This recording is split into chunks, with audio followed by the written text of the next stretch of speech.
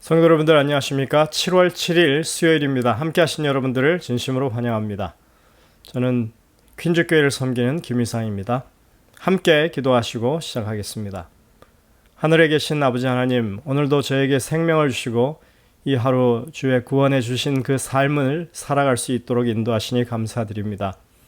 저희들 늘 한결같이 주님을 바라보며 주님의 뜻을 먼저 생각하고 또 주의 뜻에 합당한 삶을 살아갈 수 있도록 인도하여 주옵소서.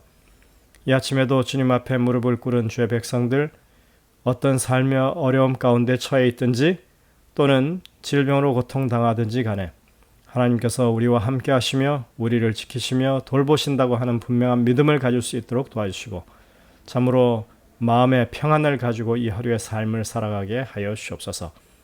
오늘도 저희들이 말씀을 펴고 주의 도우심을 간구하오니 성령으로 저에게 깨우치시고 분명한 깨달음을 가지고 주님 앞에서 믿음의 도리를 다할 수 있는 저희들이 되게 인도하여 주옵소서. 이 시간 주님께 맡겨오니 우리와 함께하여 주옵기를 예수님의 이름으로 기도드립니다. 아멘. 오늘의 제목은 중재자입니다. 저희들은 지금 가데스 바네아에서 있었던 반역의 사건을 다루고 있습니다. 이 반역의 현장에서 하나님께서는 모세에게 어떤 특별한 기회를 허락하고 계시는 모습을 볼 수 있습니다.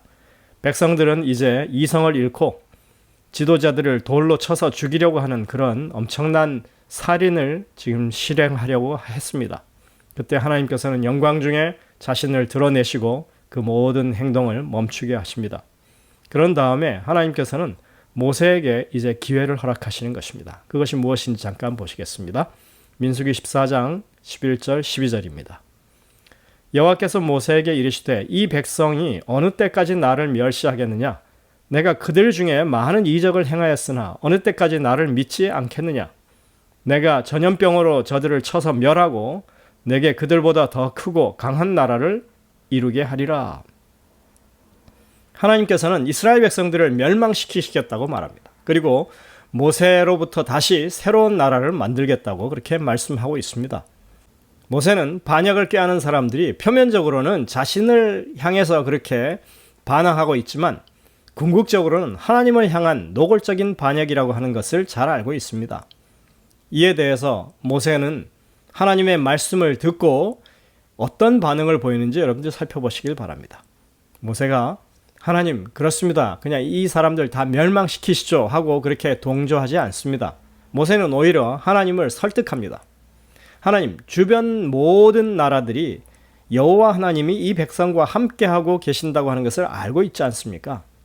이제 주님께서 이 백성을 하나같이 죽이시면 주의 명성을 들은 여러 나라가 말하여 이르기를 여호와가 이 백성에게 주기로 맹세한 땅에 인도할 능력이 없었으므로 광야에서 죽였다 하리이다.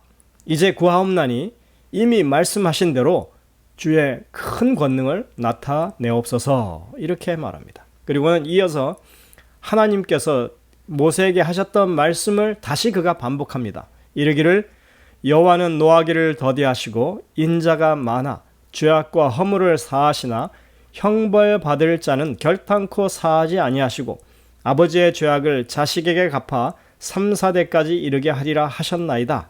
구하옵나니 주의 인자의 광대하심을 따라 이 백성의 죄악을 사하시되 애굽에서부터 지금까지 이 백성을 사하신 것 같이 사하시옵소서. 15절부터 19절에 계속해서 모세는 하나님께 정말 간절한 탄원을 하고 있습니다. 모세의 이 기도는 우리로 하여금 많은 생각을 하게 만듭니다.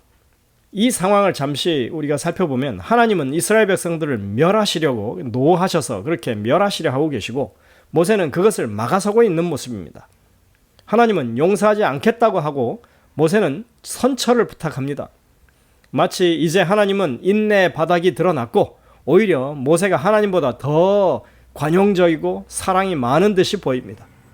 실제로 많은 사람들이 성경을 읽을 때 그런 방식으로 읽죠. 그래서 하나님은 분노하시는 하나님, 진노하시고 처벌하시는 하나님으로 그렇게 말합니다. 그러나 그렇게 기록되었으니까 그렇게 이해하는 것은 성경을 바르게 이해하는 것이 아닙니다. 하나님은 절대적 주권을 가지신 분인데 모세라는 한 인간이 간청했다고 해서 하나님이 그렇게 결정하신 그 마음을 돌이킨다고 하는 것이 말이 되지 않는 것입니다. 이스라엘에 대한 진노가 시작되었다면 그 무엇으로도 막지 못했을 것입니다. 그런데 우리는 모세의 말 한마디, 정말 하나님 이렇게 하시면 안 됩니다 하는 그 말 한마디에 하나님께서는 당장 이렇게 응답하십니다. 내가 내 말대로 사한다. 그들을 용서해 주신다는 것입니다. 사람 말 한마디에 하나님이 그것을 따르시는 것입니다. 우리는 이 상황이 정말 표상적이라고 하는 것을 분명히 알 필요가 있습니다. 마치 아브라함이 자기 아들 이삭을 드리려 했던 그 사건처럼 말입니다. 사실 그 당시에도 하나님이 내렸던 독생자를 죽여서 희생제사를 드리라고 하는 그 명령은 정말 하나님이 그렇게 하라는 뜻이 아니었습니다. 그것은 아브라함의 믿음을 시험하는 말씀이었죠. 마찬가지로 여기서도 하나님이 이스라엘 백성들을 멸하고 모세를 통해서 다시 나라를 세우시겠다고 하는 말씀이 아닌 것입니다. 모세의 믿음을 지금 시험하는 말씀이라고 볼 수 있습니다. 우리는 이 사건의 기록 전체를 볼 때 하나님이 모세의 온유함과 충성된 믿음을 인정하는 가운데 이 사건이 벌어지고 있다고 하는 사실을 기억할 필요가 있습니다. 하나님이 그렇게 인정하시고 세운 지도자 모세는 하나님이 어떤 마음으로 지금 이스라엘 백성들을 이끌고 계신지 그것을 지금 잘 아는 사람이었고 그는 이 상황 가운데서 하나님의 심정을 대변하고 있는 것입니다. 아브라함이 그 독자를 희생하려 했던 것은 하나님께서 독생자 예수님을 이 땅에 보내어 십자가에 달려 죽게 하실 것을 예표한 것처럼 모세가 하나님의 성품을 대변해서 이스라엘 백성들을 위해서 간구하고 있는 이것은 이 땅에 오실 메시아의 중보를 예표하는 것입니다. 우리는 여기서 참된 하나님의 사람을 봅니다. 모세가 했던 그 대답은 1400년이 훨씬 더 지난 후에 고통 가운데 있는 그분의 제자들을 위해서 기도하셨던 중재자로서의 예수님의 모습을 떠올리게 하는 것입니다. 이곳에서 보게 되는 모세의 행동을 통해 모든 하나님의 백성들은 그리스도께서 우리를 위해서 하시는 그 중보 사역의 신뢰를 보게 되는 것입니다. 그들의 잘못과 우리의 잘못은 분명합니다. 그러나 모세는 하나님께 간절히 애원합니다. 주의 인자의 광대하심을 따라 이 백성의 죄악을 사하여 주시옵소서. 지금 현장에서 현장범으로 지금 지목되어서 멸망을 눈앞에 둔 그 사람들을 향한 그 모세의 간절한 중재에 하나님께서 응답하셨던 것처럼 지금 우리의 삶 가운데서도 오늘날 우리의 삶 가운데서 우리를 위해서 중재하시는 예수님의 그 죽음과 부활과 중보로 인해서 하나님께서 여전히 그리스도의 그 중재에 응답하고 계신다고 하는 것을 우리가 여기서 보게 되는 것입니다. 모세가 이렇게 단언하죠. 구하옵나니 주의 인자의 광대하심을 따라 이 백성의 죄악을 사하시되 애굽에서부터 지금까지 이 백성을 사하신 것 같이 사하시옵소서. 민수기 14장 19절입니다. 모세는 지금 아주 중요한 사실을 다시 한번 확인시켜주고 있습니다. 하나님은 이제껏 용서해 오신 하나님이시라고 하는 사실입니다. 이제껏 그들의 잘못을 포용해 오셨던 분이라고 하는 것입니다. 이 상황에서 우리가 분명히 기억해야 할 것은 하나님은 애초부터 그런 분이시라고 하는 것입니다. 지금 은혜가 반역과 불만족에 대해서 지금 작용하고 있는 것입니다. 그렇게 용서하심을 통해서 사람들에게 새로 시작할 기회를 주시는 분이 바로 우리 하나님이시라고 하는 것을 우리가 여기서 볼 수 있는 것입니다.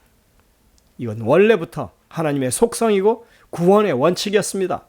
그래서 모세에게 하신 말, 내가 너의 말대로 사하겠다 하신 이 말씀은 하나님께서 처음부터 그런 분이셨다고 하는 사실을 하나님 스스로 확인하시는 말씀이고 동시에 모든 시대를 통하여 울려 퍼져야 하는 복음의 말씀이라고 하는 것입니다.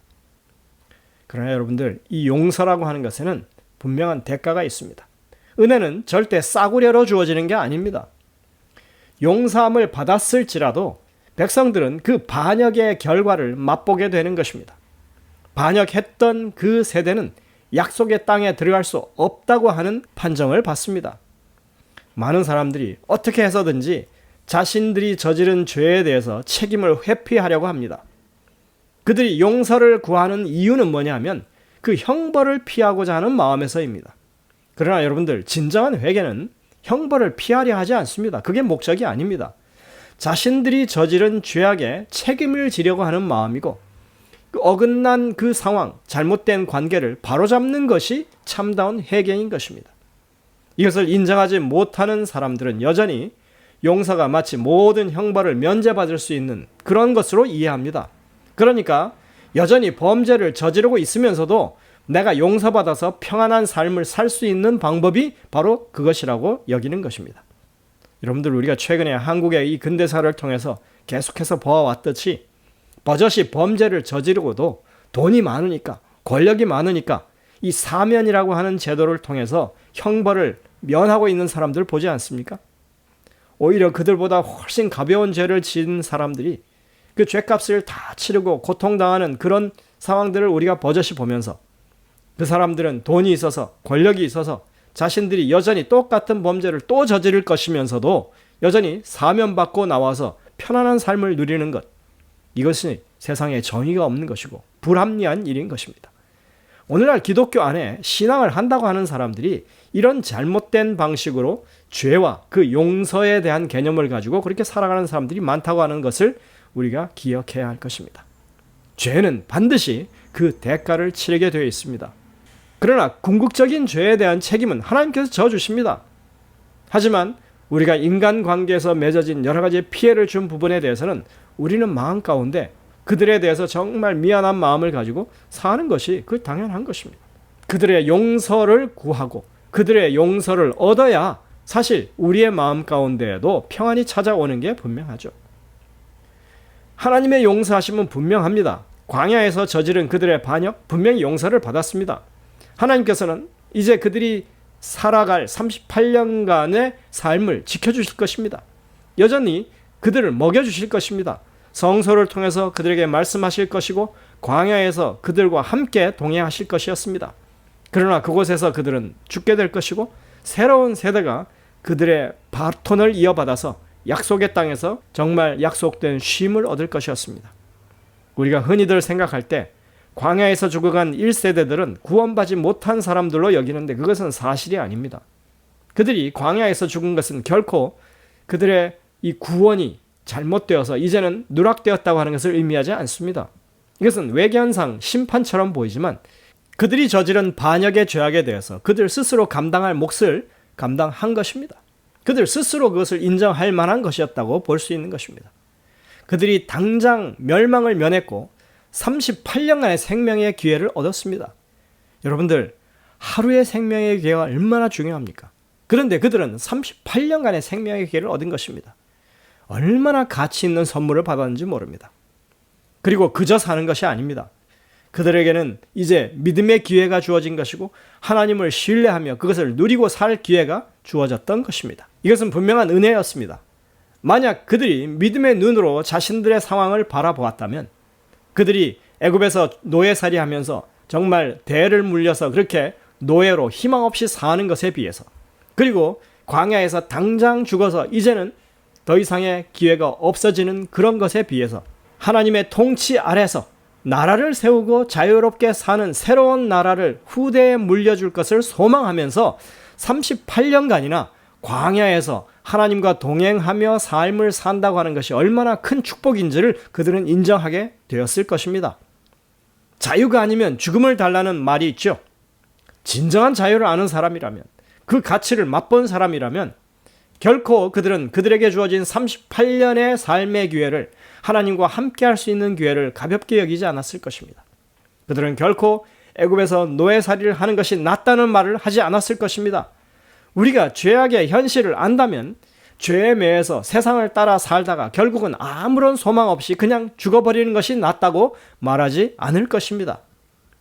만일 반역을 이끌던 그 세대가 하나님을 신뢰하지 못하는 상황 가운데 가나안에 들어갔다면 여러분들, 가나안의 그 강대한 사람들, 그 도시들을 어떻게 정복할 수가 있었겠습니까? 그들 스스로가 여전히 어둠 가운데 헤매고 있는 상황에서 어떻게 그들이 다른 나라들에게 빛이 될 수 있었겠습니까? 하나님께서는 그들에게 하나님의 뜻이 무엇인지를 다시 한번 깨우치시고 하나님의 뜻에 합당한 삶을 살게 되기를 간절히 바라는 마음으로 그들에게 은혜를 베푸신 것입니다. 이것이 중재자인 모세를 통해서 드러난 하나님의 본심입니다. 영감의 교훈에 보면 이렇게 말합니다. 각각 저희 신앙에 따라 형벌을 받았습니다. 믿지 않는 자들은 가나안을 기업으로 얻는 것이 불가능하다고 선언했으므로 그들은 그것을 소유하지 못했습니다. 그러나 하나님을 신뢰한 사람들은 그 앞에 가로놓인 어려움보다는 전능하신 조력자의 능력을 바라보았으므로 아름다운 땅에 들어갈 수가 있었습니다. 여러분들, 우리는 오늘 모세와 같은 중보자이신 예수님을 모시고 살아갑니다. 우리의 죄악으로 우리를 심판하지 않으시고 여전히 은혜로 우리를 용서하시는 하나님 앞에 우리가 서 있다고 하는 것입니다. 이 상황에서 우리는 더 이상 불만족과 불만을 키워서 죄악으로 치닫는 어리석음을 범해서는 안 될 것입니다. 우리에게 주어진 삶의 기회를 감사히 여기고 우리 생에 하나님을 신뢰하고 의지하며 우리가 얻을 수 있는 상급을 소망하며 산다고 하는 것이 얼마나 큰 축복인지를 여러분들 마음으로 감사하며 이 하루를 살아가게 되시기를 간절히 바랍니다. 오늘 우리는 그렇게 우리의 선택으로 하나님 앞에 감사하며 우리 삶의 기회를 정말 선용할 수 있는 그런 아름다운 기회가 주어져 있는 것입니다. 오늘 그러한 기회를 여러분들이 하나님의 뜻대로 활용하게 되시길 간절히 바랍니다. 기도하시겠습니다. 하늘에 계신 아버지 하나님, 오늘 우리가 이 주님의 말씀을 통하여 우리의 중재자이신 예수 그리스도를 다시 한번 모세를 통하여 생각하게 하시니 감사드립니다. 주님 앞에 믿음을 가진 사람들은 하나님의 그 아름다운 품성을 이해하고 그 뜻을 따라 행하기를 원하고 약속을 주장하는 백성들이라고 하는 것을 기억하게 하시고 오늘도 우리 삶 속에서 하나님의 우리를 향하신 그 아름다운 구원의 섭리를 따라서 주님의 백성으로 믿음의 기회와 그리고 주님께서 약속하신 것들을 우리가 성취하는 기회를 감사히 여기며 살아가는 주의 백성들 될 수 있도록 인도해 주옵기를 예수님의 이름으로 간절히 기도드립니다. 아멘. 여러분들 오늘도 이 주신 말씀들을 깊이 묵상하면서 주님의 음성을 듣게 되시길 바랍니다. 저희들은 내일 다시 뵙겠습니다.